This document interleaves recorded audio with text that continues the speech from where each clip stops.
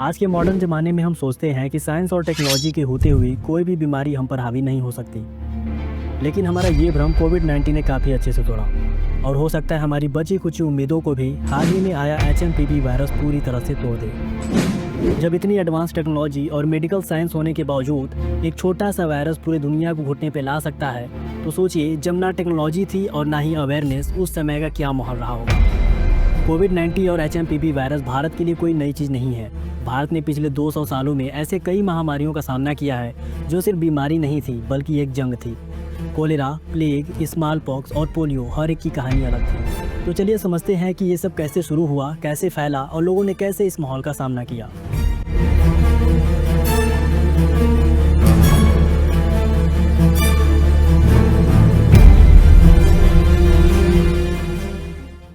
बात 1817 की है।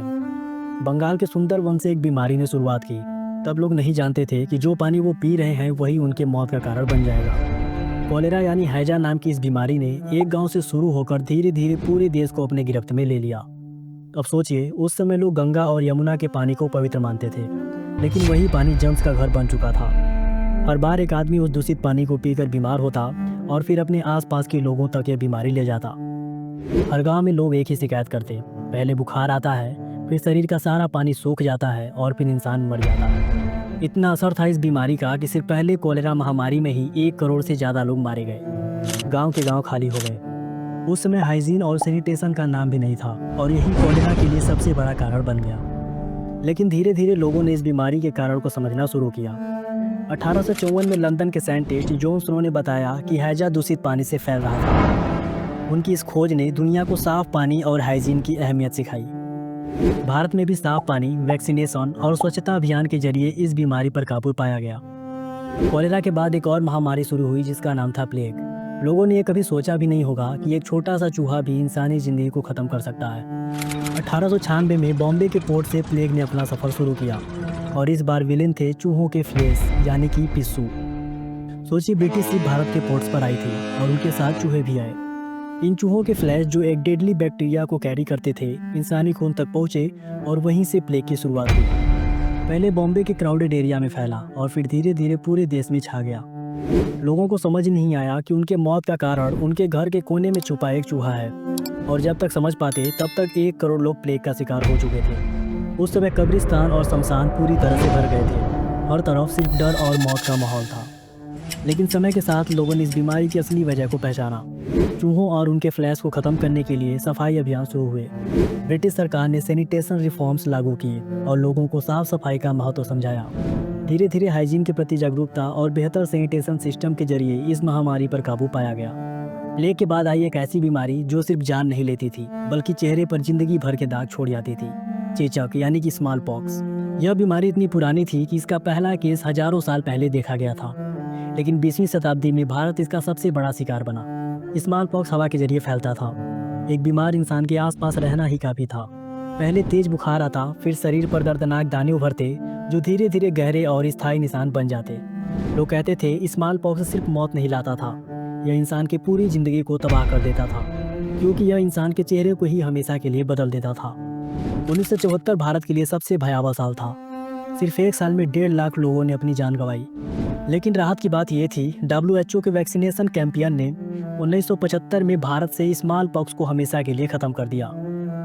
चेचक के बाद आया एक ऐसा वायरस जिसने हर माँ बाप के दिल में खौफ पैदा कर दिया, पोलियो।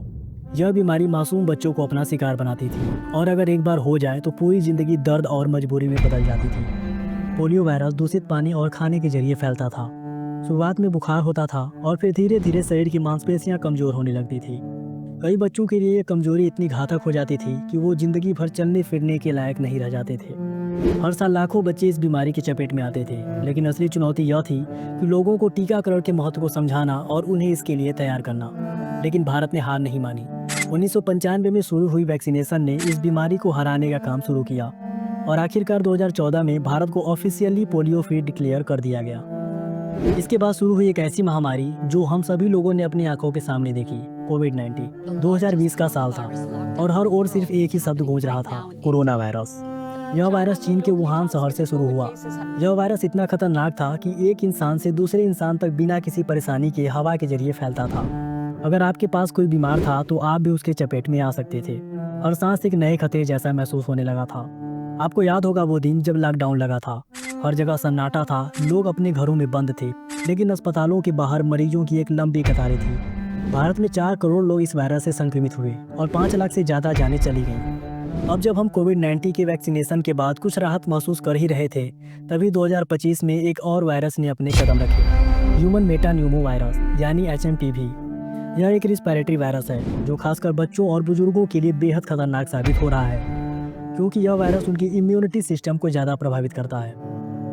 HMPV का असर सीधे हमारी सांसों पर पड़ता है। शुरुआत में खांसी, बुखार और गले में जलन महसूस होती है, लेकिन यह वायरस जैसे जैसे बढ़ता है, सांस लेने में मुश्किल होने लगती है। कई बार यह वायरस निमोनिया जैसे गंभीर समस्या उत्पन्न कर सकता है। बच्चों में यह वायरस सांस की नली में सूजन जैसी स्थिति पैदा कर सकता है, जिससे सांस लेना भी एक चुनौती बन जाता है। आपको शायद लगे कि यह सिर्फ एक छोटी सी बीमारी है, लेकिन हॉस्पिटल्स में रिस्पिरेटरी केसेस बहुत तेजी से बढ़ रहे हैं।